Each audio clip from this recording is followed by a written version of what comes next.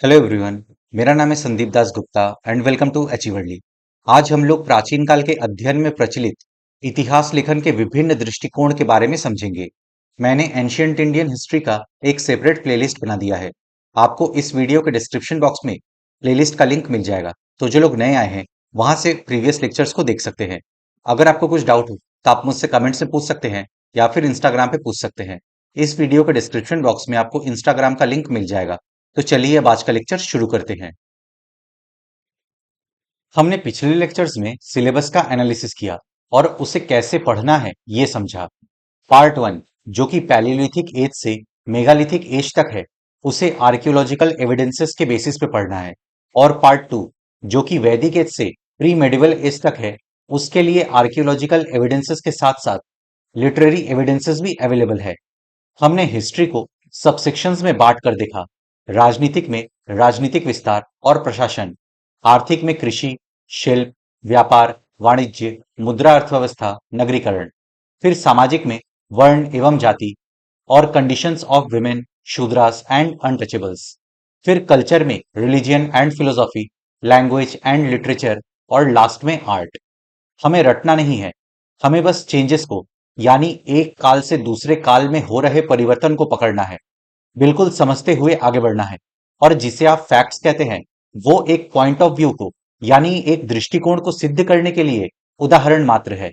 लेकिन एक बात हमें ध्यान रखनी है, हमने अपने सुविधा के अनुसार एंशियंट इंडियन हिस्ट्री को खंड एक और खंड दो में बांट लिया है।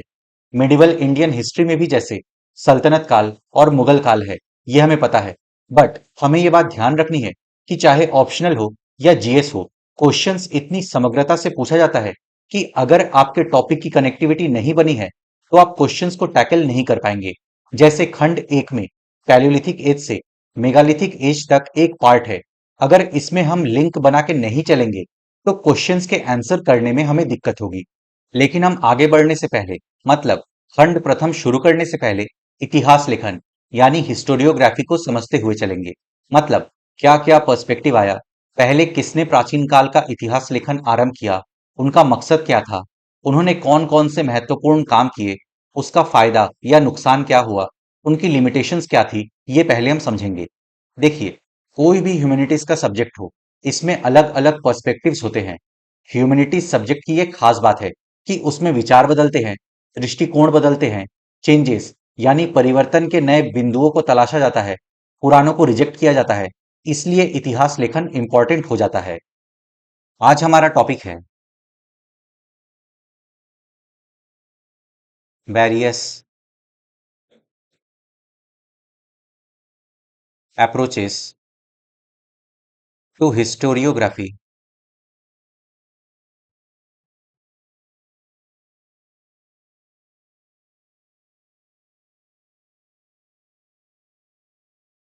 Prevalent in the study of ancient times.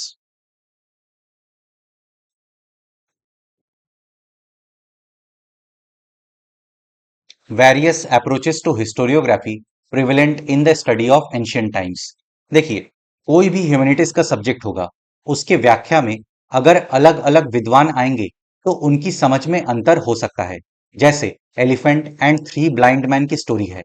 एक का हाथ हाथी की पीठ पर पड़ा तो उसने कहा हाथी मोटा है। दूसरे का हाथ हाथी की पूंछ पर पड़ा तो वो बोला हाथी पतला है। और तीसरे ने हाथी की सूंड पकड़ी तो उसने कहा हाथी लंबा है। अब हाथी तो हाथी है, बट उन तीनों ने अपने समझ के अनुसार हाथी की व्याख्या की। तो ऐसे ही कोई भी ह्यूमैनिटीज का सब्जेक्ट हो, उसमें अलग अलग स्कॉलर अपनी समझ के अनुसार उसे डिस्क्राइब करते हैं। कभी कभी ये अलग व्याख्या समझ में अंतर के साथ साथ बौद्धिक पूर्वाग्रह यानी इंटेलेक्चुअल प्रेजुडिसेस के कारण भी होता है। जैसे फॉर एग्जाम्पल, अगर कोई ब्रिटिश हिस्टोरियन भारत के इतिहास पर लिखेगा तो हो सकता है वो एक बौद्धिक पूर्वाग्रह के साथ लिखे। एक फेमस हिस्टोरियन ईएच कार ने अपनी किताब व्हाट इज हिस्ट्री में यह दर्शाने का प्रयास किया है कि हिस्टोरिकल फैक्ट तो एक ही होता है, बट डिफरेंट स्कॉलर्स अलग अलग तरीके से उसे एनालिसिस करके उसे पेश करते हैं। इंग्लिश मीडियम वाले heading they various approaches Various approaches to historiography. Various approaches to historiography.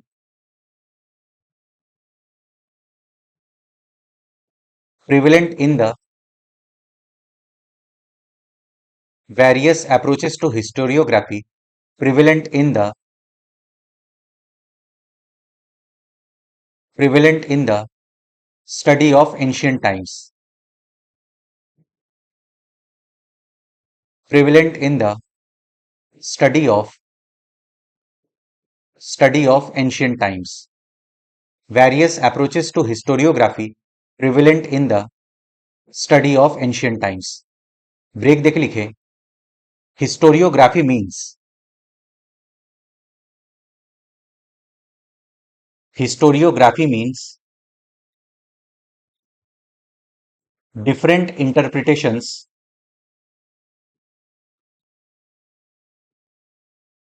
Historiography means different interpretations of historical facts.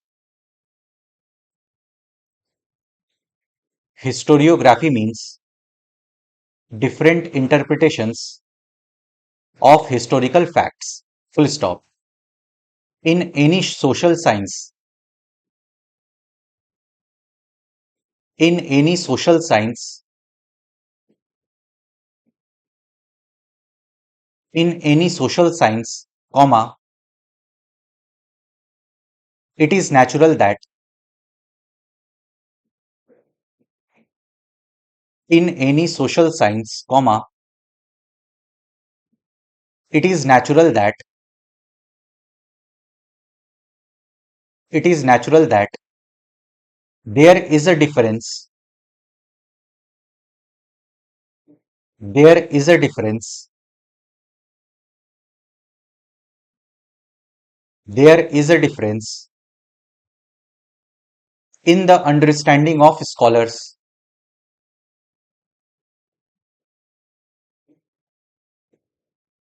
In the understanding of scholars.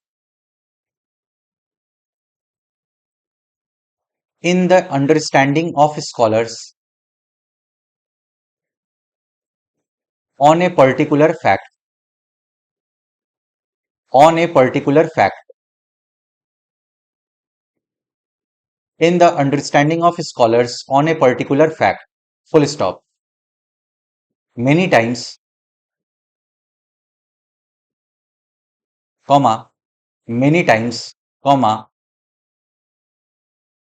along with difference. Many times, comma, along with difference. Along with difference in understanding. In understanding,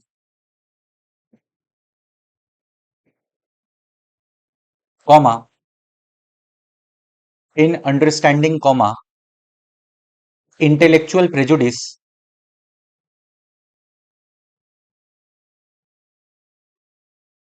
Intellectual prejudice. Intellectual prejudice also becomes responsible for this. Also becomes responsible for this. Also becomes responsible for this.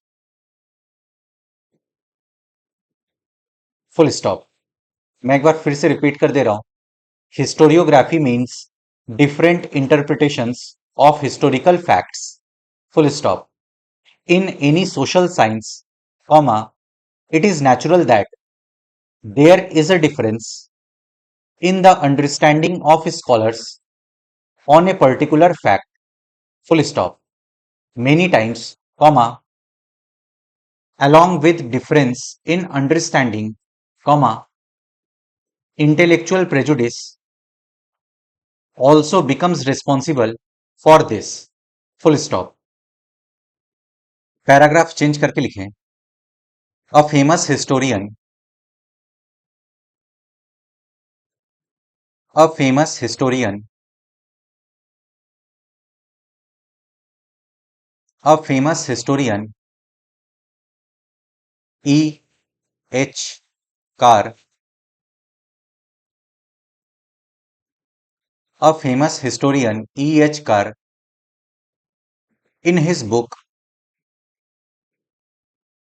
A famous historian, E. H. Carr, in his book, What is History?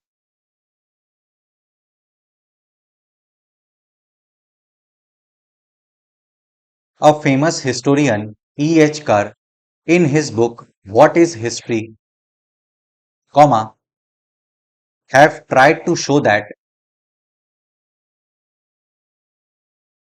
have tried to show that, have tried to show that the historical fact is one, the historical fact is one, the historical fact is one, but different scholars,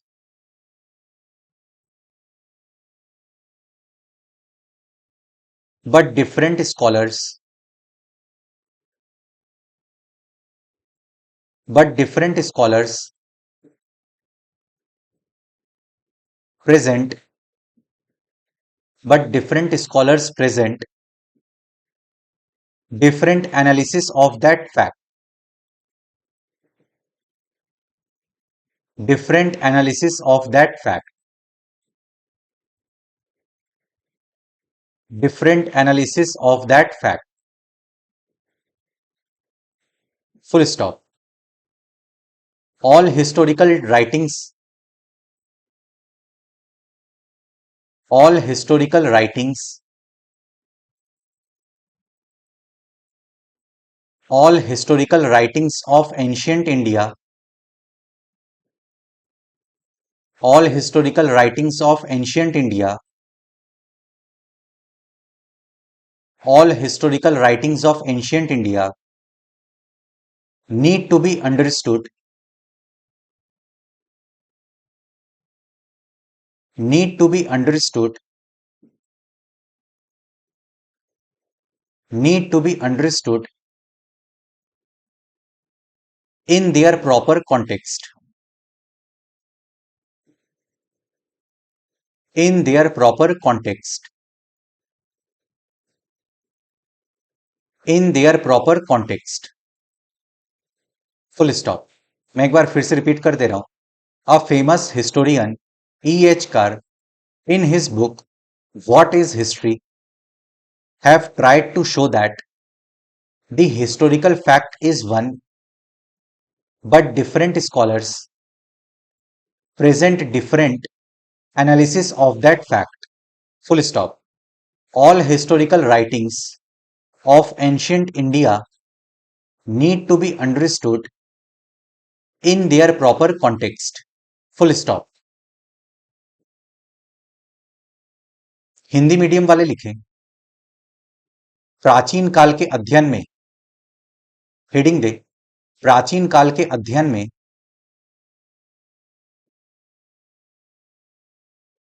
प्राचीन काल के अध्ययन में प्राचीन काल के अध्ययन में प्रचलित प्राचीन काल के अध्ययन में प्रचलित इतिहास लेखन के विभिन्न दृष्टिकोण, इतिहास लेखन के विभिन्न दृष्टिकोण, इतिहास लेखन के विभिन्न दृष्टिकोण. मैं एक बार फिर से रिपीट कर दे रहा हूं. प्राचीन काल के अध्ययन में प्रचलित इतिहास लेखन के विभिन्न दृष्टिकोण. ब्रेक देकर लिखें. इतिहास लेखन का अर्थ है, इतिहास लेखन का अर्थ है, इतिहास लेखन का अर्थ है ऐतिहासिक तथ्यों की, ऐतिहासिक तथ्यों की ऐतिहासिक तथ्यों की विभिन्न व्याख्याएं। विभिन्न व्याख्याएं। इतिहास लेखन का अर्थ है ऐतिहासिक तथ्यों की विभिन्न व्याख्याएं। Full stop. किसी भी सामाजिक विज्ञान में किसी भी सामाजिक विज्ञान में किसी भी सामाजिक विज्ञान में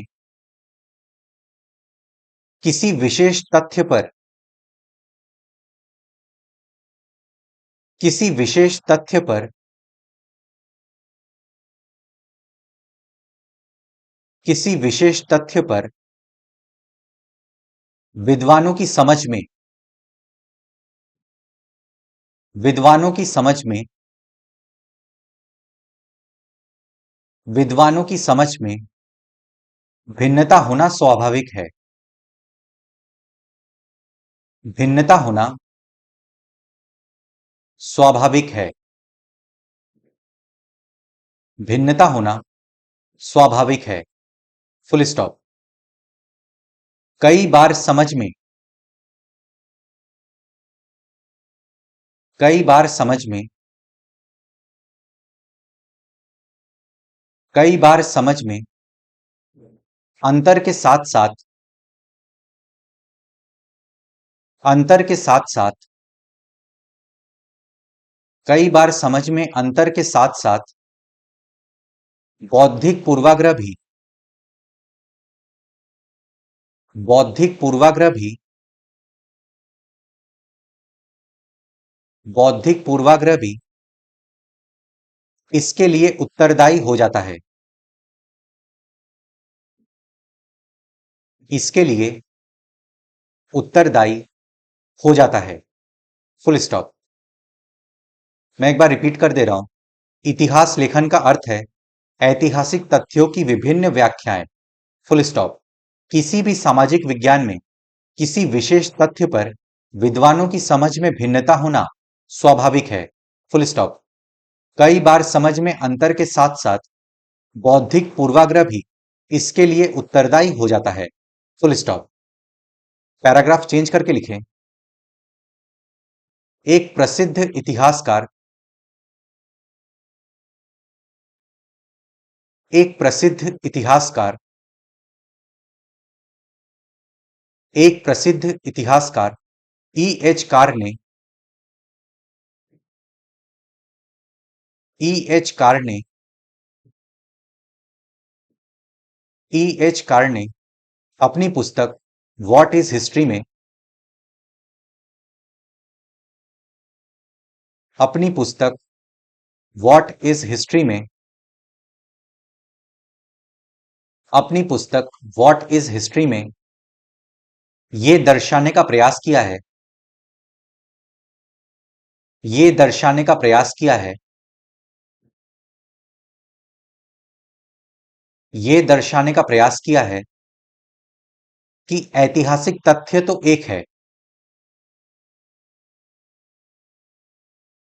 कि ऐतिहासिक तथ्य तो एक है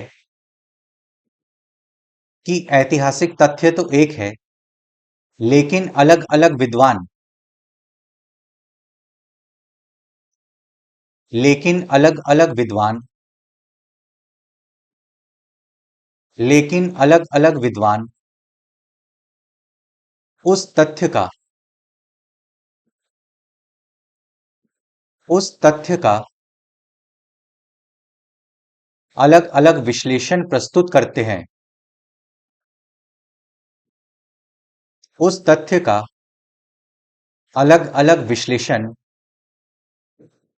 अलग अलग विश्लेषण प्रस्तुत करते हैं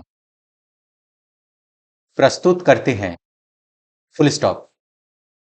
प्राचीन भारत के इतिहास लेखन को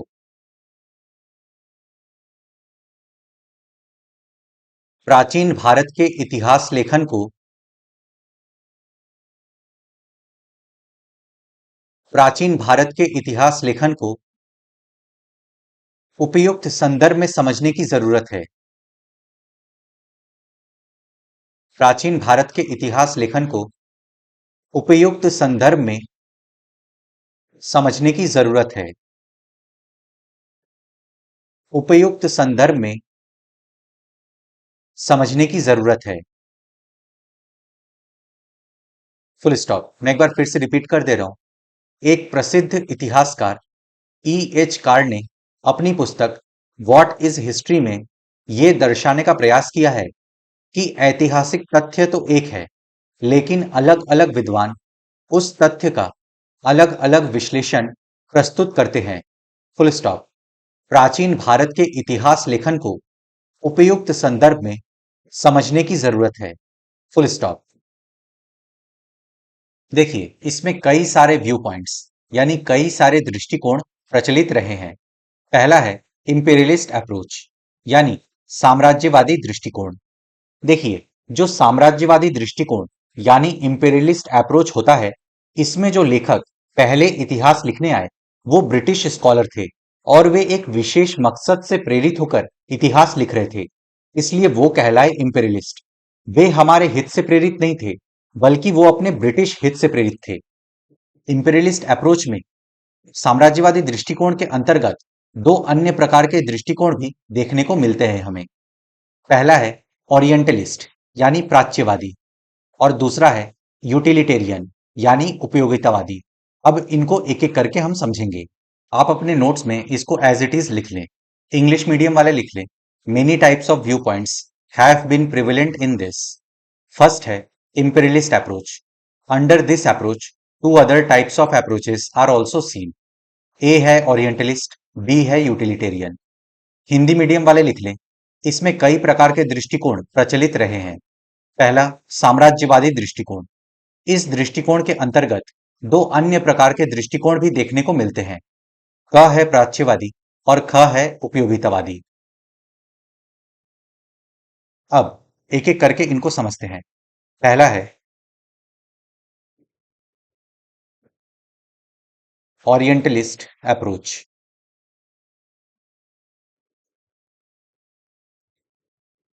देखिए, ओरिएंटलिस्ट स्कॉलर्स ने भारत के पास्ट एंड कल्चर में रुचि दिखाई और इंडियन कल्चर के अचीवमेंट्स को पश्चिमी दुनिया के सामने प्रकट किया।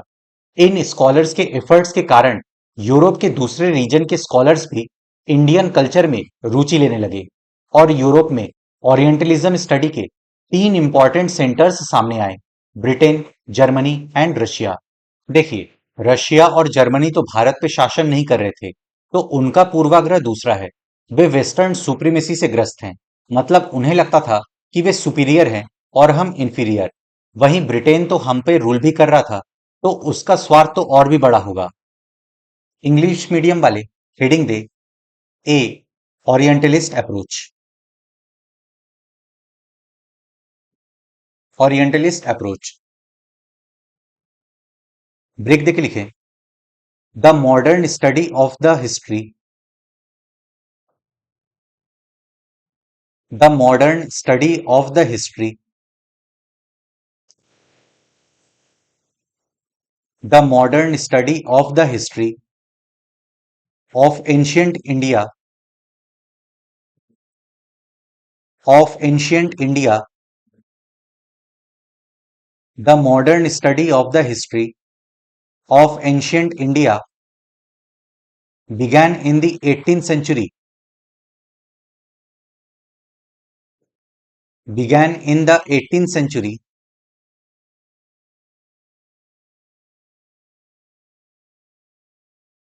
Began in the 18th century and was initiated by and was initiated by and was initiated by British scholars. British scholars. British scholars who were working who were working who were working as officials as officials as officials in India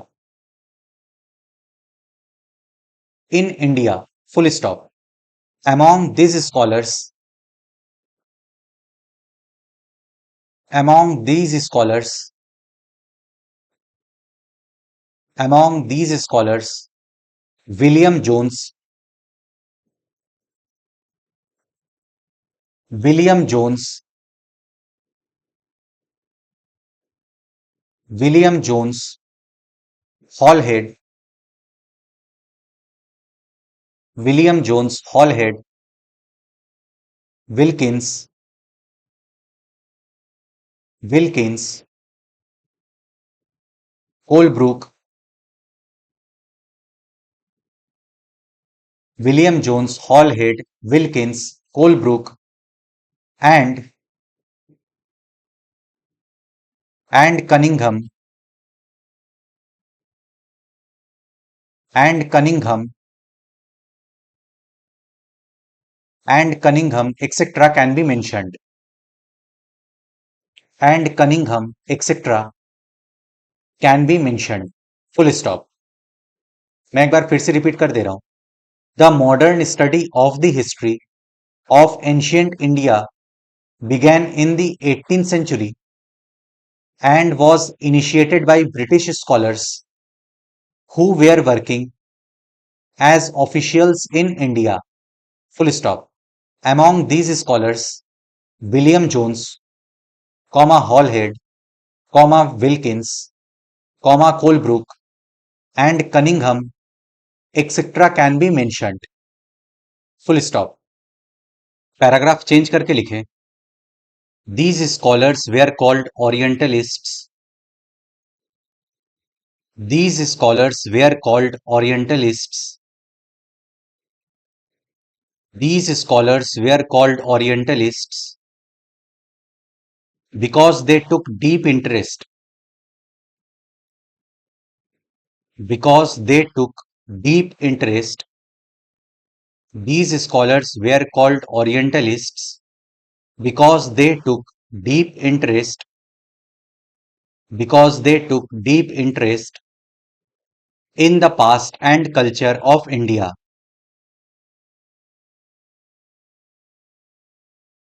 In the past and culture of India. In the past and culture of India. And revealed the achievements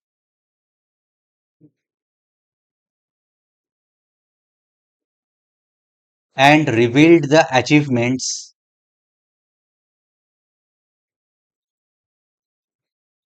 and revealed the achievements of Indian culture to the Western world. Of Indian culture, of Indian culture to the Western world. To the Western world. To the Western world. Full stop. Due to the efforts of these scholars, due to the efforts of these scholars, due to the efforts of these scholars, comma,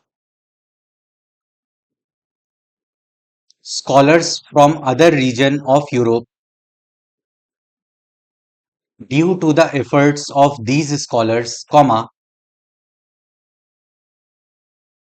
scholars from other regions of Europe, scholars from other regions of Europe also started taking interest, also started taking interest,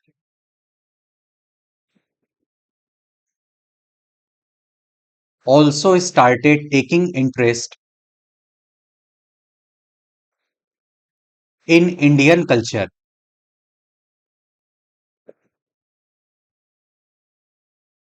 in Indian culture, also started taking interest in Indian culture, and then, and then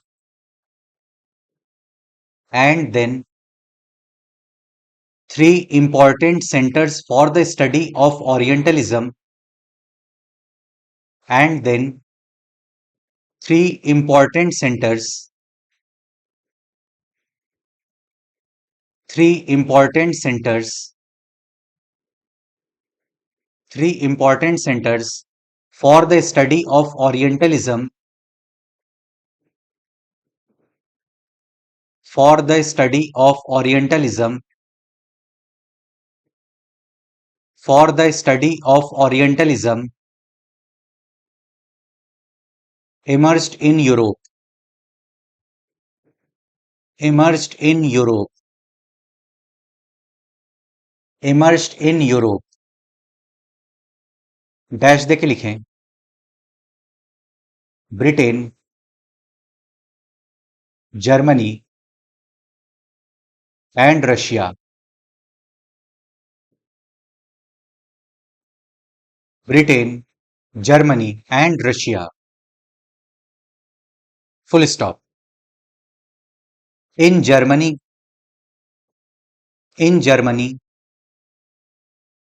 comma, in Germany, comma, Berlin started being compared, Berlin started being compared,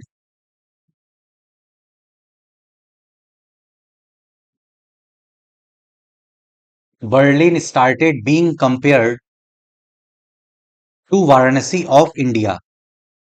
In Germany, comma, Berlin started being compared to Varanasi of India. Full stop. Berlin started being compared to Varanasi of India. Full stop. मैं एक बार फिर से repeat कर दे रहा हूं. These scholars were called Orientalists because they took deep interest in the past and culture of India and revealed the achievements of Indian culture to the Western world. Full stop. Due to the efforts of these scholars, comma, scholars from other regions of Europe also started taking interest in Indian culture, and then three important centers for the study of Orientalism emerged in Europe: Britain, Germany, and Russia. Full stop. In Germany, comma, Berlin started being compared to Varanasi of India. Full stop. Hindi medium वाले heading दे प्राच्यवादी दृष्टिकोण, प्राच्यवादी दृष्टिकोण, प्राच्यवादी दृष्टिकोण. Break देके लिखें प्राचीन भारत के इतिहास का, प्राचीन भारत के इतिहास का, प्राचीन भारत के इतिहास का आधुनिक अध्ययन, आधुनिक अध्ययन, प्राचीन भारत के इतिहास का आधुनिक अध्ययन 18वीं सदी में, 18वीं सदी में, 18वीं सदी में शुरू हुआ, 18वीं सदी में शुरू हुआ और इसकी शुरुआत, और इसकी शुरुआत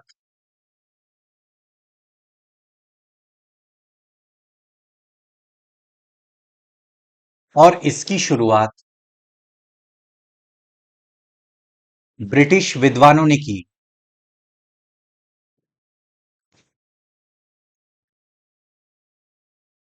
और इसकी शुरुआत ब्रिटिश विद्वानों ने की, जो भारत में, जो भारत में, जो भारत में अधिकारियों के रूप में काम कर रहे थे, जो भारत में अधिकारियों के रूप में, अधिकारियों के रूप में काम कर रहे थे, काम कर रहे थे। Full stop. इन विद्वानों में इन विद्वानों में विलियम जोन्स इन विद्वानों में William Jones, Halhed, William Jones, Halhed, Wilkins, Wilkins, Colebrooke, Wilkins, Colebrooke, Colebrooke और कनिंघम आदि का उल्लेख और कनिंघम आदि का उल्लेख और कनिंघम आदि का उल्लेख किया जा सकता है। किया जा सकता है। किया जा सकता है। Full stop. मैं एक बार फिर से रिपीट कर दे रहा हूं। प्राचीन भारत के इतिहास का आधुनिक अध्ययन 18वीं सदी में शुरू हुआ और इसकी शुरुआत ब्रिटिश विद्वानों ने की जो भारत में अधिकारियों के रूप में काम कर रहे थे। Full stop. इन विद्वानों में William Jones, Halhed, Wilkins, Colebrook और कनिंघम आदि का उल्लेख किया जा सकता है। Full stop. पैराग्राफ चेंज करके लिखें। इन विद्वानों को प्राच्यविद इन विद्वानों को प्राच्यविद इन विद्वानों को प्राच्यविद इसलिए कहा जाता था इसलिए कहा जाता था इन विद्वानों को प्राच्यविद इसलिए कहा जाता था क्योंकि उन्होंने क्योंकि उन्होंने भारतीय अतीत भारतीय अतीत भारतीय अतीत और संस्कृति में और संस्कृति में और संस्कृति में गहरी रुचि ली और संस्कृति में गहरी रुचि ली गहरी रुचि ली गहरी रुचि ली और भारतीय संस्कृति की उपलब्धियों को और भारतीय संस्कृति की उपलब्धियों को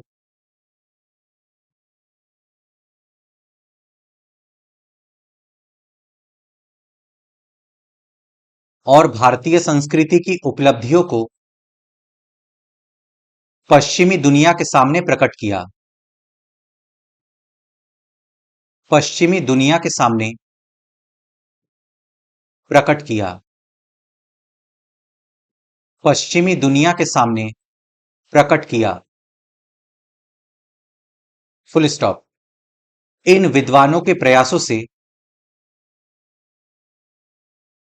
इन विद्वानों के प्रयासों से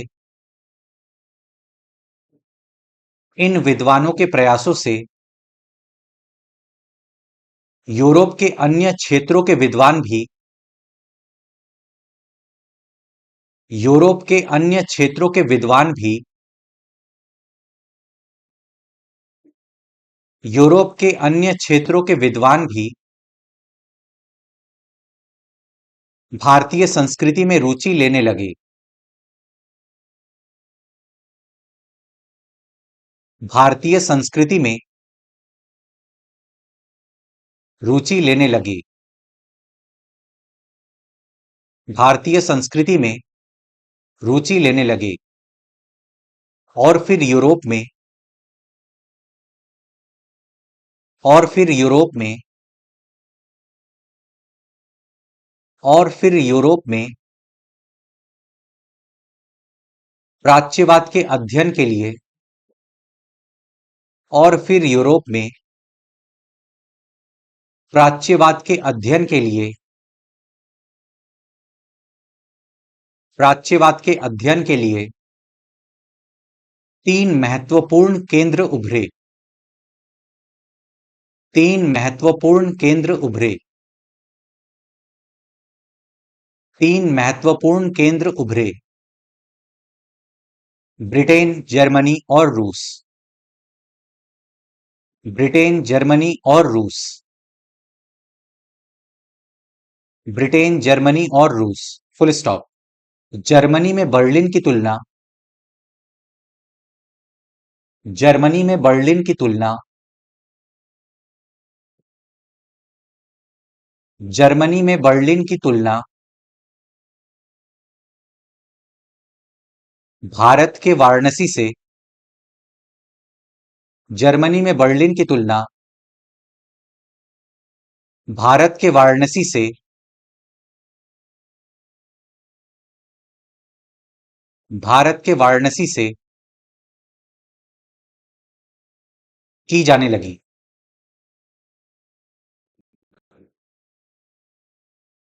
वाराणसी से की जाने लगी। Full stop. मैं एक बार फिर से रिपीट कर दे रहा हूं। इन विद्वानों को प्राच्यविद इसलिए कहा जाता था क्योंकि उन्होंने भारतीय अतीत और संस्कृति में गहरी रुचि ली और भारतीय संस्कृति की उपलब्धियों को पश्चिमी दुनिया के सामने प्रकट किया। Full stop. इन विद्वानों के प्रयासों से यूरोप के अन्य क्षेत्रों के विद्वान भी भारतीय संस्कृति में रुचि लेने लगे और फिर यूरोप में प्राच्यवाद के अध्ययन के तीन महत्वपूर्ण केंद्र उभरे। ब्रिटेन, जर्मनी और रूस। Full stop. जर्मनी में बर्लिन की तुलना भारत के वाराणसी से की जाने लगी। Full stop. अब हमारे सामने सवाल ये आता है कि ब्रिटिश ओरिएंटलिस्ट्स के कॉलोनियल ऑब्जेक्टिव्स क्या थे।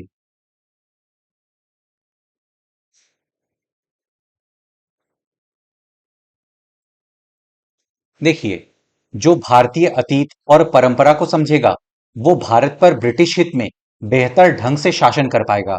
उनका कहीं ना कहीं ये सोचना था। दूसरी बात यह है कि वे भारत में अपने ब्रिटिश शासन का औचित्य सिद्ध करना चाहते थे। वो भारत के अतीत और परंपरा की खोज करके ये बताना चाहते थे कि हमने ही आपके सांस्कृतिक गौरव को खोजा है। आपका अतीत गौरवपूर्ण है, लेकिन आपका प्रेजेंट यानी वर्तमान पतनशील है। अगर आपके अतीत के गौरव को कोई वापस ला सकता है तो वो हम लोग ही ला सकते हैं। तो आप इसमें हेडिंग डालें, इंग्लिश मीडियम वाले हेडिंग डालें, colonial objectives. Colonial objectives. Colonial objectives of British orientalists. Of British orientalists. Of British orientalists. Break देखे, पहला पॉइंट लिखें। After gaining knowledge after gaining knowledge after getting knowledge of India's past and tradition of India's past and tradition after gaining knowledge of India's past and tradition, comma, India could be ruled. India could be ruled. India could be ruled in a better way. In a better way. In a better way. In the British interest. In the British interest. In the British interest. Full stop.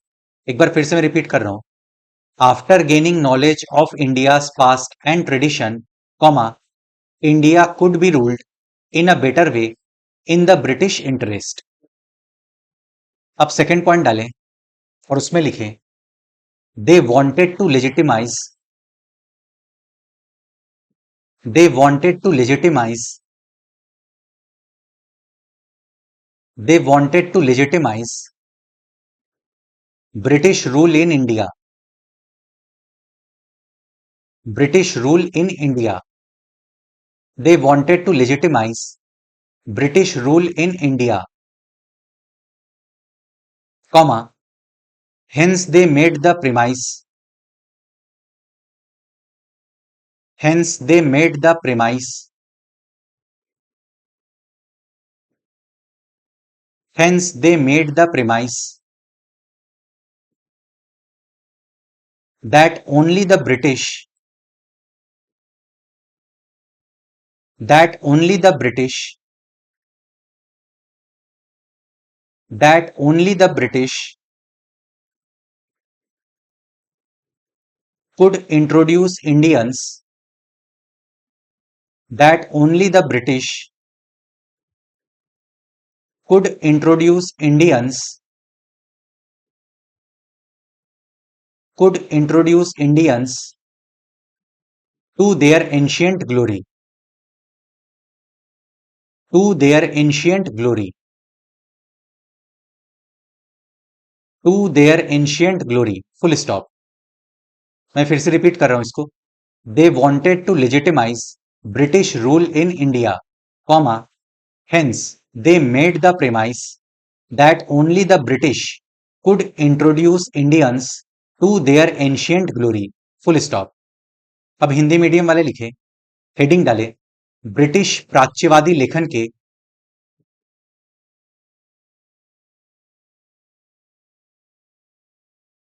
British प्राच्यवादी लेखन के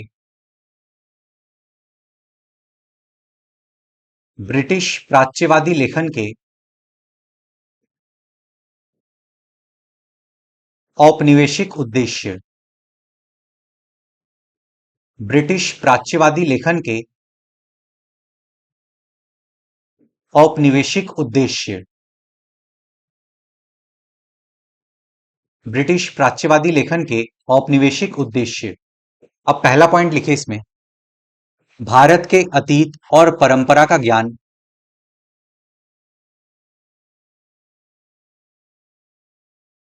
भारत के अतीत और परंपरा का ज्ञान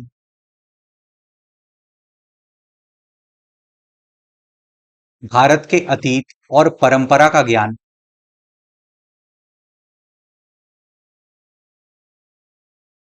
भारत के अतीत और परंपरा का ज्ञान प्राप्त कर प्राप्त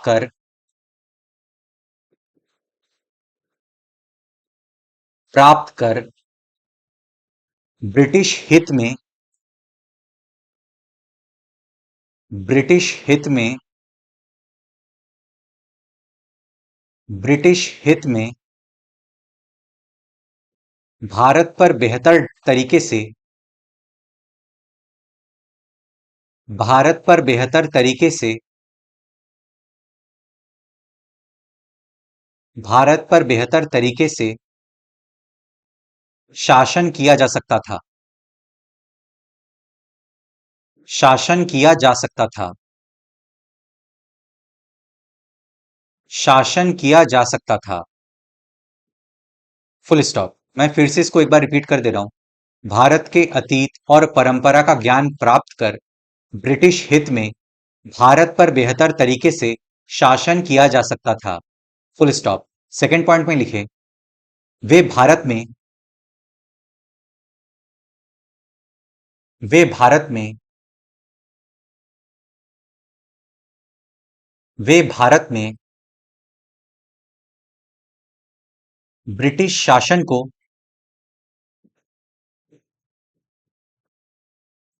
ब्रिटिश शासन को ब्रिटिश शासन को वैध बनाना चाहते थे वे भारत में ब्रिटिश शासन को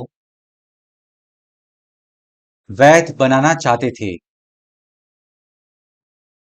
वैध बनाना चाहते थे, कॉमा, इसलिए उन्होंने ये आधार बनाया इसलिए उन्होंने ये आधार बनाया कि केवल अंग्रेज ही, इसलिए उन्होंने ये आधार बनाया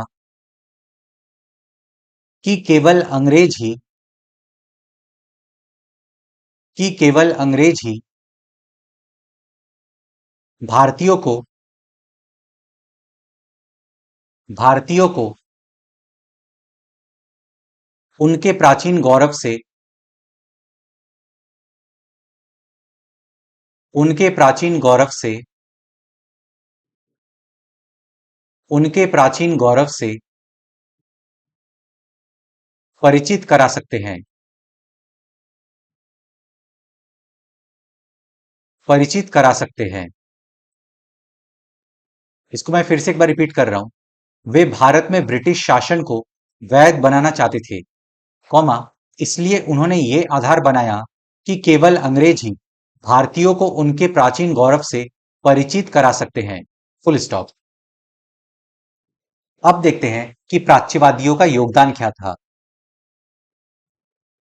कंट्रीब्यूशन।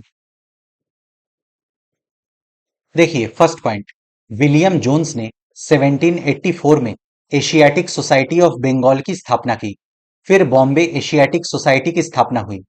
इन इंस्टीट्यूशंस के जरिए भारत के प्राचीन ग्रंथों की खोज की गई और उनमें से कुछ को यूरोपियन लैंग्वेज में ट्रांसलेट किया गया। इन प्राचीन ग्रंथों के बेसिस पे ही प्राचीन भारत के इतिहास को समझने का प्रयास किया गया। सेकेंड पॉइंट है, 1871 में डिपार्टमेंट ऑफ आर्कियोलॉजिकल सर्वे का गठन किया गया और कनिंघम को इसका अध्यक्ष बनाया गया। इस डिपार्टमेंट ने कॉइन्स, इंस्क्रिप्शंस एंड मॉन्यूमेंट्स की स्टडी की। थर्ड पॉइंट है, ब्रिटिशर्स ने जियोलॉजिकल सर्वे ऑफ इंडिया की स्थापना की और इस डिपार्टमेंट ने आदिमानव के संबंध में खोज आरंभ की। इसी में रॉबर्ट ब्रूसफुट नाम के एक स्कॉलर ने मद्रास के पास पल्लवरम से पत्थर की बनी एक हस्त कुठार यानी हैंड एक्स की खोज की।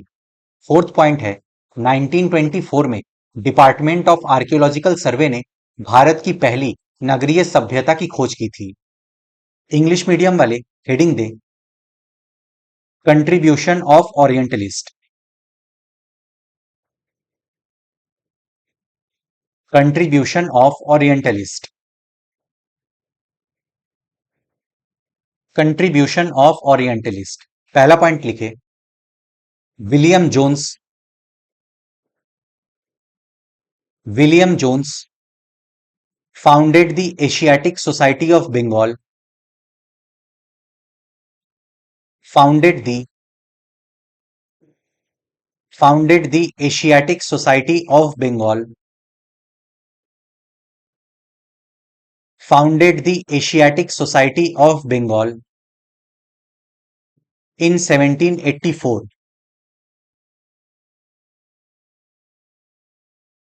William Jones founded the Asiatic Society of Bengal in 1784. Full stop. Further, further, Bombay Asiatic Society,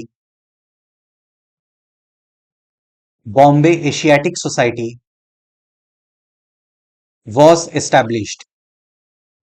Further, Bombay Asiatic Society was established. Full stop. Through these institutions,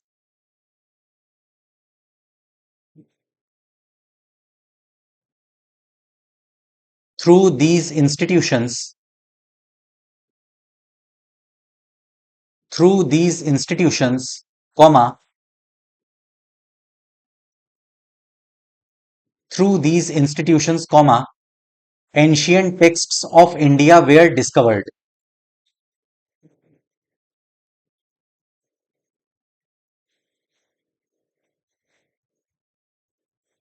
Ancient texts of India were discovered.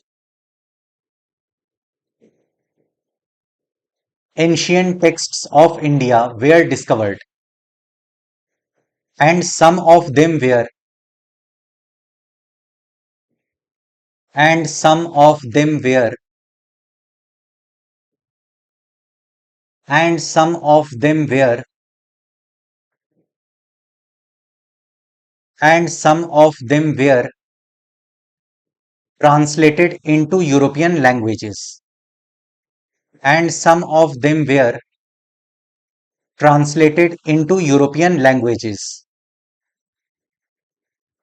Translated into European languages. Translated into European languages. Full stop. An attempt was made. An attempt was made. An attempt was made to understand the history. To understand the history. An attempt was made to understand the history of ancient India. Of ancient India.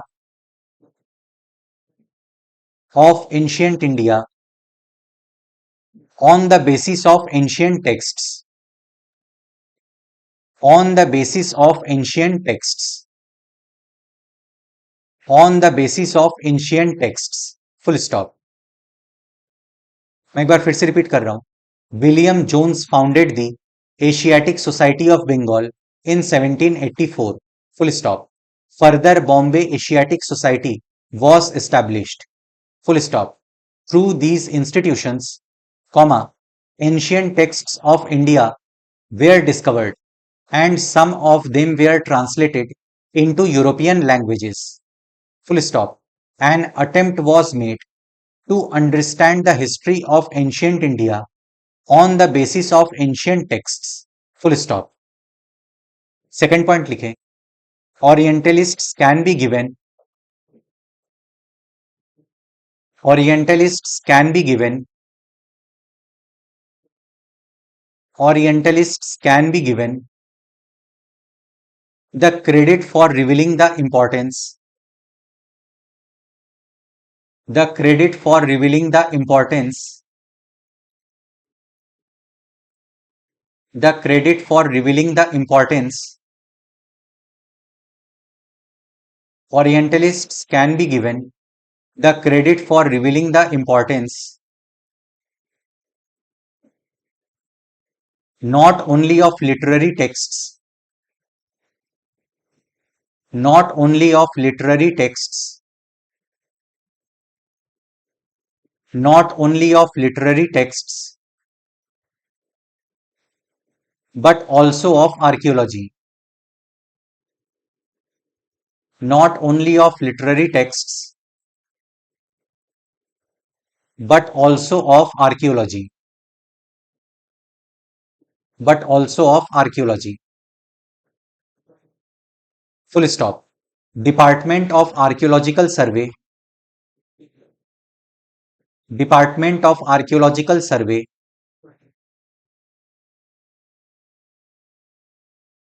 Department of Archaeological Survey. Department of Archaeological Survey in 1871. In 1871 was formed. Was formed. Department of Archaeological Survey in 1871 was formed. And Cunningham. And Cunningham. And Cunningham was made. And Cunningham was made its president. Its president.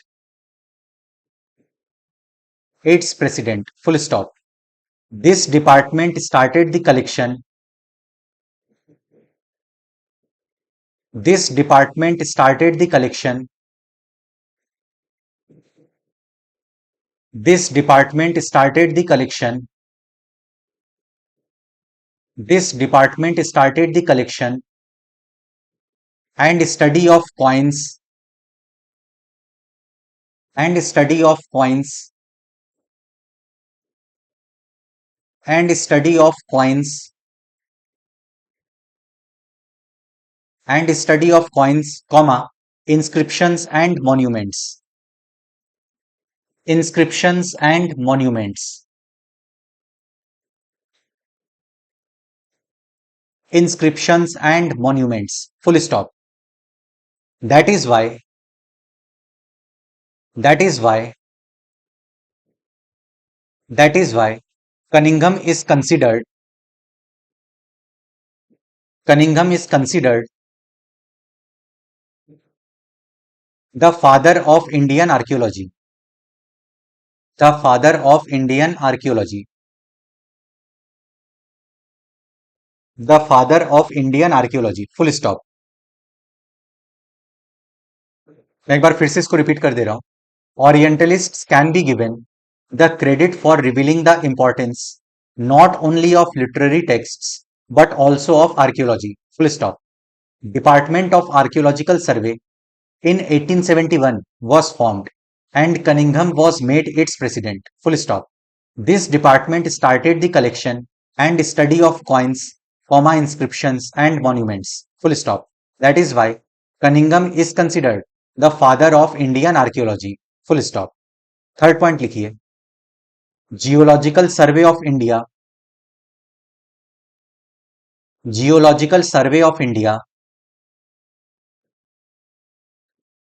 Geological survey of India was established by the British. Was established by the British.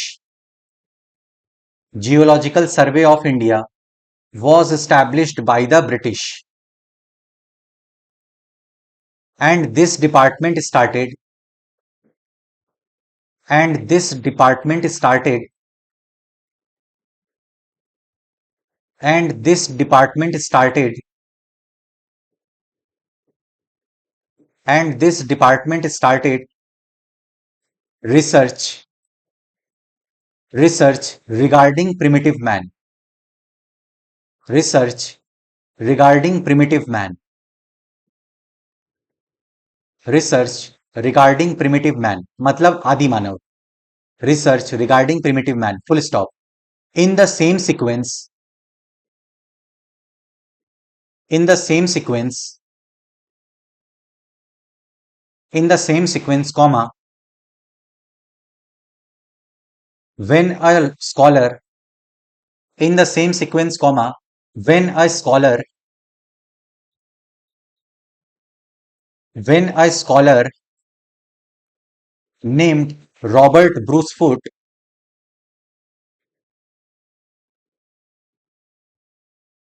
when a scholar named Robert Bruce Foote, Robert Bruce Foote discovered a hand axe, discovered a hand axe made of rock. When a scholar named Robert Bruce Foote discovered a hand axe made of rock from a place from a place from a place called Pallavaram from a place called Pallavaram from a place called Pallavaram near Madras near Madras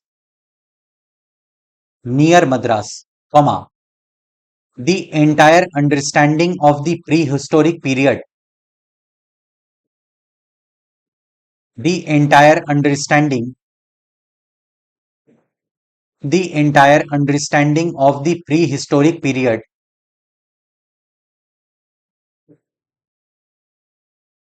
the entire understanding of the prehistoric period in India was completely transformed, was completely transformed, was completely transformed. Full stop. मैं एक बार फिर से repeat कर रहा हूं. Geological survey of India was established by the British and this department started research regarding primitive man. Full stop. In the same sequence, when a scholar named Robert Bruce Foote discovered a hand axe made of rock from a place called Pallavaram near Madras, comma, the entire understanding of the prehistoric period in India was completely transformed. अब fourth point लिखिए. The fact cannot be denied. The fact cannot be denied. The fact cannot be denied that the first urban civilization of India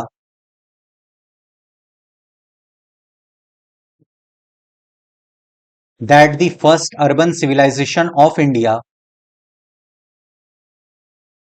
was found by the Department of Archaeological Survey was found by the Department of Archaeological Survey in 1924. In 1924. Full stop. एक बार फिर से repeat कर रहा हूं. The fact can not be denied that the first urban civilisation of India was found by the Department of Archaeological Survey in 1924. Full stop. Hindi medium वाले heading डाले. प्राच्यवादियों का योगदान. प्राच्यवादियों का योगदान. प्राच्यवादियों का योगदान. अब इसमें फर्स्ट पॉइंट लिखें. विलियम जोन्स ने विलियम जोन्स ने विलियम जोन्स ने 1784 में विलियम जोन्स ने 1784 में एशियाटिक सोसाइटी ऑफ बंगाल की स्थापना की. एशियाटिक सोसाइटी ऑफ बंगाल की स्थापना की. विलियम जोन्स ने 1784 में एशियाटिक सोसाइटी ऑफ बंगाल की स्थापना की. Full stop. विलियम जोन्स ने 1784 में एशियाटिक सोसाइटी ऑफ बंगाल की स्थापना की. Full stop. आगे बॉम्बे एशियाटिक सोसाइटी की स्थापना आगे बॉम्बे एशियाटिक सोसाइटी की स्थापना बॉम्बे एशियाटिक सोसाइटी की स्थापना की गई.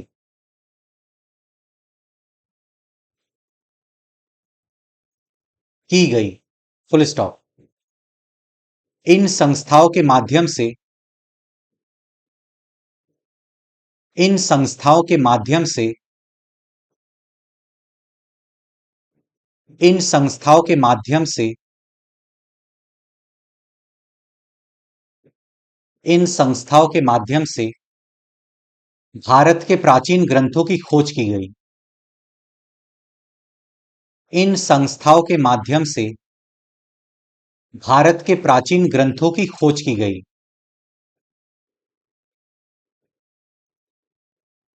भारत के प्राचीन ग्रंथों की खोज की गई. और उनमें से कुछ का और उनमें से कुछ का और उनमें से कुछ का यूरोपीय भाषाओं में अनुवाद किया गया. और उनमें से कुछ का और उनमें से कुछ का यूरोपीय भाषाओं में अनुवाद किया गया.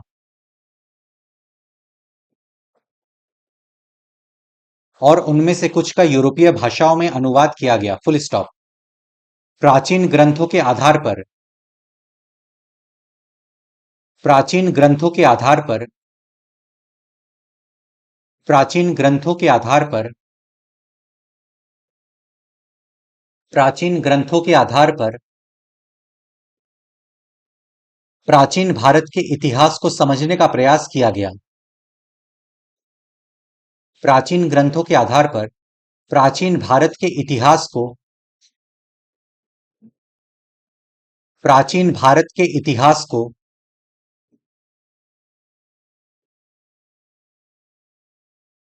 प्राचीन भारत के इतिहास को समझने का प्रयास किया गया. समझने का प्रयास किया गया. Full stop. मैं एक बार फिर से इसको रिपीट कर रहा हूं. विलियम जोन्स ने 1784 में एशियाटिक सोसाइटी ऑफ बंगाल की स्थापना की. Full stop. आगे बॉम्बे एशियाटिक सोसाइटी की स्थापना की गई। Full stop. इन संस्थाओं के माध्यम से भारत के प्राचीन ग्रंथों की खोज की गई और उनमें से कुछ का यूरोपीय भाषाओं में अनुवाद किया गया। प्राचीन ग्रंथों के आधार पर प्राचीन भारत के इतिहास को समझने का प्रयास किया गया। Full stop. अब सेकंड पॉइंट लिखिए। ना केवल साहित्यिक ग्रंथ हो, ना केवल साहित्यिक ग्रंथ हो,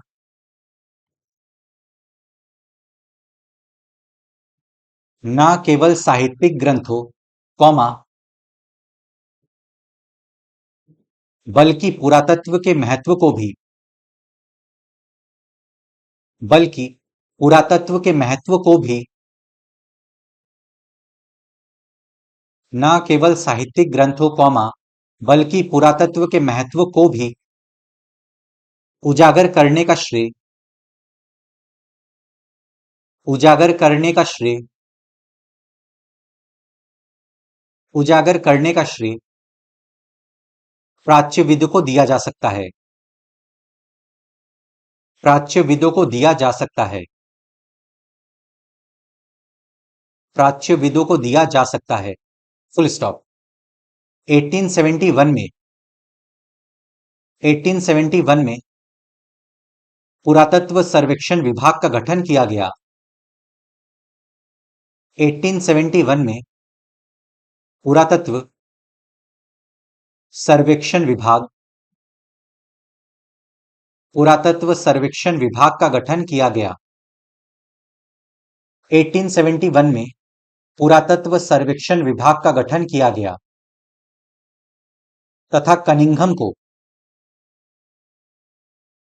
1871 में पुरातत्व सर्वेक्षण विभाग का गठन किया गया तथा कनिंघम को इसका अध्यक्ष बनाया गया। इसका अध्यक्ष बनाया गया। इसका अध्यक्ष बनाया गया। Full stop. इस विभाग ने इस विभाग ने इस विभाग ने सिक्कों इस विभाग ने सिक्कों शिलालेखों इस विभाग ने सिक्कों शिलालेखों और स्मारकों का संग्रह शिलालेखों और स्मारकों का संग्रह और स्मारकों का संग्रह और अध्ययन शुरू किया। स्मारकों का संग्रह और अध्ययन शुरू किया। Full stop. इसलिए कनिंघम महोदय को इसलिए कनिंघम महोदय को इसलिए कनिंघम महोदय को भारतीय पुरातत्व का इसलिए कनिंघम महोदय को भारतीय पुरातत्व का जनक माना जाता है। जनक माना जाता है। भारतीय पुरातत्व का जनक माना जाता है। Full stop. मैं एक बार फिर से इसको रिपीट कर रहा हूं। न केवल साहित्यिक ग्रंथ हो, कॉमा, बल्कि पुरातत्व के महत्व को भी उजागर करने का श्रेय प्राच्यविदों को दिया जा सकता है। Full stop. 1871 में पुरातत्व सर्वेक्षण विभाग का गठन किया गया तथा कनिंघम को इसका अध्यक्ष बनाया गया। Full stop. इस विभाग ने सिक्कों शिलालेखों और स्मारकों का संग्रह और अध्ययन शुरू किया। इसलिए कनिंघम महोदय को भारतीय पुरातत्व का जनक माना जा सकता है। थर्ड पॉइंट लिखिए। भारतीय भूवैज्ञानिक सर्वेक्षण की स्थापना भारतीय भूवैज्ञानिक सर्वेक्षण भारतीय भूवैज्ञानिक सर्वेक्षण की स्थापना भारतीय भूवैज्ञानिक सर्वेक्षण की स्थापना अंग्रेजों द्वारा की गई थी। अंग्रेजों द्वारा की गई थी। अंग्रेजों द्वारा की गई थी। और इस विभाग ने और इस विभाग ने और इस विभाग ने आदिमानव के संबंध में और इस विभाग ने आदिमानव के संबंध में आदिमानव के संबंध में अनुसंधान शुरू किया था। आदिमानव के संबंध में अनुसंधान शुरू किया था। अनुसंधान शुरू किया था। Full stop. इसी क्रम में इसी क्रम में इसी क्रम में जब रॉबर्ट ब्रूसफुट नामक विद्वान ने इसी क्रम में जब रॉबर्ट ब्रूसफुट नामक विद्वान ने इसी क्रम में जब रॉबर्ट ब्रूसफुट नामक विद्वान ने मद्रास के पास मद्रास के पास मद्रास के पास पल्लवरम नामक स्थान से पल्लवरम नामक स्थान से पल्लवरम नामक स्थान से पत्थर से बनी एक हस्त कुठार की खोज की। पत्थर से बनी पत्थर से बनी पत्थर से बनी एक हस्त कुठार की खोज की। एक हस्त कुठार की खोज की, कॉमा कॉमा तो भारत में प्रागैतिहासिक काल की तो भारत में प्रागैतिहासिक काल की तो भारत में प्रागैतिहासिक काल की पूरी समझ ही बदल गई। तो भारत में प्रागैतिहासिक काल की पूरी समझ ही बदल गई।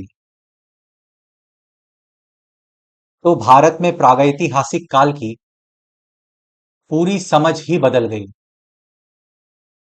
Full stop. मैं इसको फिर से रिपीट कर रहा हूं। भारतीय भूवैज्ञानिक सर्वेक्षण की स्थापना अंग्रेजों द्वारा की गई थी और इस विभाग ने आदिमानव के संबंध में अनुसंधान शुरू किया था। Full stop. इसी क्रम में जब रॉबर्ट ब्रूसफुट नामक विद्वान ने मद्रास के पास पल्लवरम नामक स्थान से पत्थर से बनी एक हस्त कुठार की खोज की, कॉमा तो भारत में प्रागैतिहासिक काल की पूरी समझ ही बदल गई। Full stop. अब फोर्थ पॉइंट लिखिए। इस तथ्य से इनकार नहीं किया जा सकता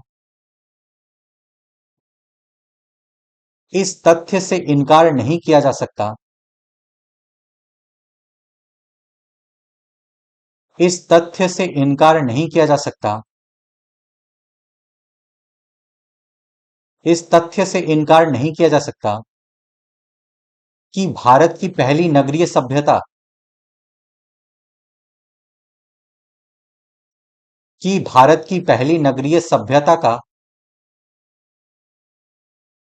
कि भारत की पहली नगरीय सभ्यता का कि भारत की पहली नगरीय सभ्यता का उद्घाटन उद्घाटन कि भारत की पहली नगरीय सभ्यता का उद्घाटन 1924 में 1924 में 1924 में पुरातत्व सर्वेक्षण विभाग द्वारा पुरातत्व सर्वेक्षण विभाग द्वारा पुरातत्व सर्वेक्षण विभाग द्वारा पुरातत्व सर्वेक्षण विभाग द्वारा किया गया था किया गया था किया गया था। Full stop. मैं एक बार फिर से इसको रिपीट कर रहा हूं। इस तथ्य से इनकार नहीं किया जा सकता कि भारत की पहली नगरीय सभ्यता का उद्घाटन 1924 में पुरातत्व सर्वेक्षण विभाग द्वारा किया गया था। Full stop. अब लास्ट में ओरिएंटलिस्ट अप्रोच का लिमिटेशंस देखते हैं। देखिए, इसमें 3 पॉइंट्स हैं। फर्स्ट, इन स्कॉलर्स ने प्राचीन ग्रंथों की खोज तो की, परंतु उन ग्रंथों की स्टडी एंड एनालिसिस के लिए ब्राह्मणों की सहायता ली। इसलिए प्राचीन भारत का प्रारंभिक इतिहास लेखन ब्राह्मणवादी दृष्टिकोण पर आधारित हुआ। मतलब उन्होंने भारत का एक बड़ा ही आदर्श चित्र प्रस्तुत किया जो ब्राह्मणों के पक्ष में था। सेकंड पॉइंट, संस्कृत के समानांतर लोक भाषा में लिखे गए पाली और प्राकृत ग्रंथों में कोई रुचि नहीं दिखाई गई। थर्ड पॉइंट, ये जितने भी स्कॉलर्स थे इनका अप्रोच यूरो सेंट्रलाइज था। मतलब वे भारतीय समाज को एवेल्युएट करने के लिए यूरोपियन क्राइटेरिया अपना रहे थे। देखिए, यूरोप के पैरामीटर्स से देखेंगे तो भारत में खामियां नजर आएंगी और भारत के पैरामीटर से देखेंगे तो यूरोप में खामियां नजर आएंगी। इंग्लिश मीडियम वाले हेडिंग डाले लिमिटेशंस। लिमिटेशंस, पहला पॉइंट इसमें लिखे, these scholars certainly discovered, these scholars certainly discovered, these scholars certainly discovered ancient texts, these scholars certainly discovered ancient texts,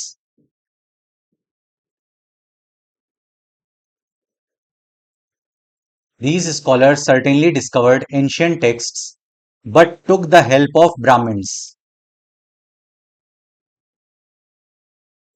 but took the help of Brahmins, but took the help of Brahmins in the study and analysis, in the study and analysis, in the study and analysis of those texts, of those texts, in the study and analysis of those texts, full stop.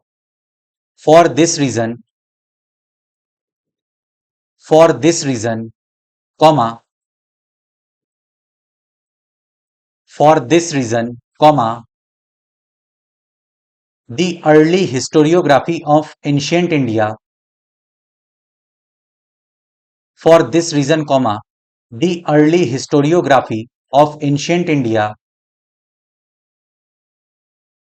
the early historiography of ancient India came to be based on, came to be based on the, came to be based on the, came to be based on the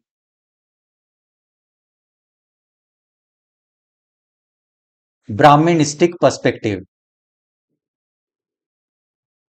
Brahministic perspective,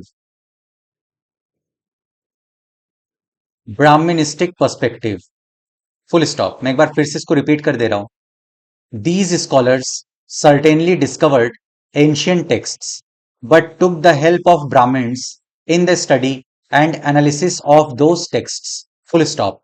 For these reason, comma, the early historiography of ancient India came to be based on the Brahministic perspective, full stop. Second point लिखें, these scholars gave importance to Sanskrit texts. These scholars gave importance to Sanskrit texts. These scholars gave importance to Sanskrit texts, comma, but they ignored, but they ignored,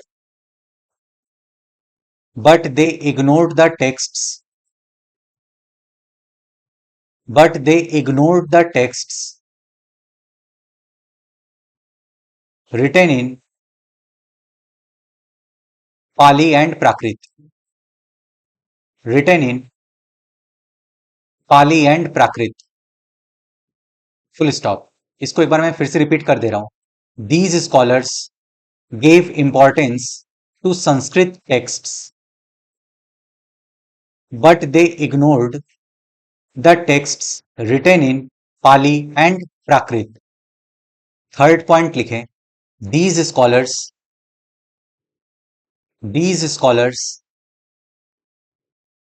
These scholars had Euro-centralized approach. Euro-centralized approach. These scholars had Euro-centralized approach, comma, that is, comma, these scholars had Euro-centralized approach, comma, that is, comma, they tried to adopt, they tried to adopt, they tried to adopt European criteria, they tried to adopt European criteria in evaluating, in evaluating, in evaluating Indian society. They tried to adopt European criteria in evaluating Indian society. Full stop. मैं एक बार फिर से repeat कर दे रहा हूं. These scholars had Euro-centralized approach, comma, that is, comma, they tried to adopt European criteria in evaluating Indian society.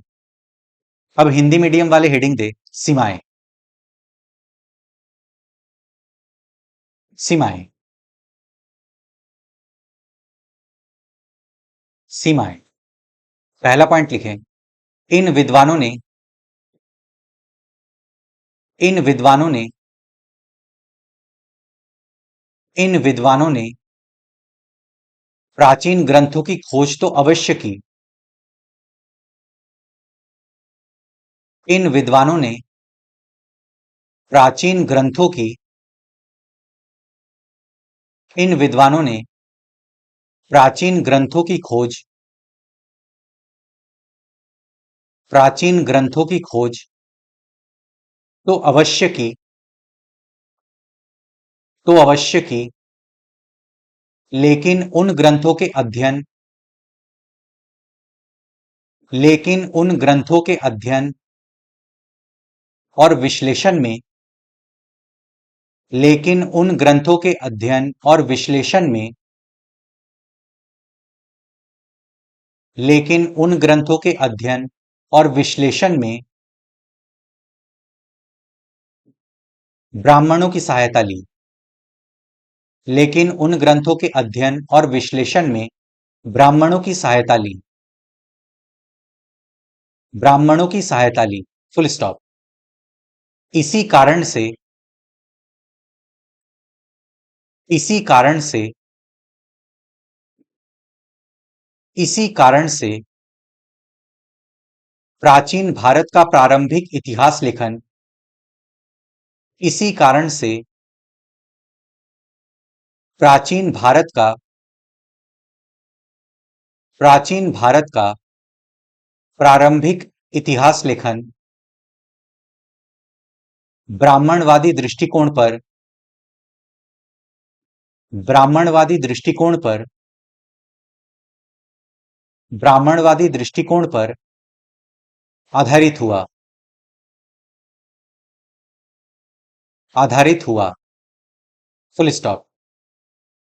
फिर से मैं एक बार इसको रिपीट कर रहा हूं. इन विद्वानों ने प्राचीन ग्रंथों की खोज तो अवश्य की, लेकिन उन ग्रंथों के अध्ययन और विश्लेषण में ब्राह्मणों की सहायता ली. Full stop. इसी कारण से प्राचीन भारत का प्रारंभिक इतिहास लेखन ब्राह्मणवादी दृष्टिकोण पर आधारित हुआ. Full stop. सेकंड पॉइंट लिखिए. संस्कृत के समानांतर, संस्कृत के समानांतर, संस्कृत के समानांतर लोक भाषा पाली और प्राकृत में लिखे गए,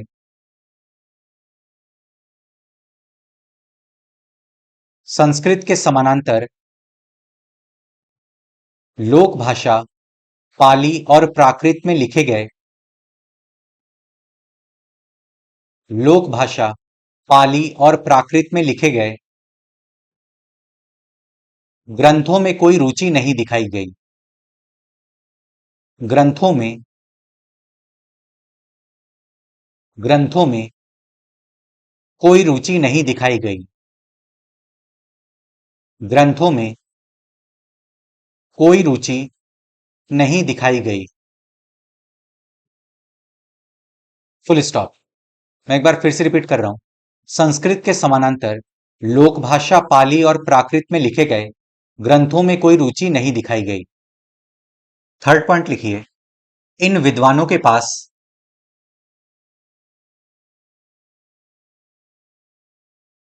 इन विद्वानों के पास इन विद्वानों के पास यूरो केंद्रित इन विद्वानों के पास यूरो केंद्रित दृष्टिकोण था। इन विद्वानों के पास यूरो केंद्रित दृष्टिकोण था, कॉमा, अर्थात अर्थात उन्होंने भारतीय समाज के मूल्यांकन में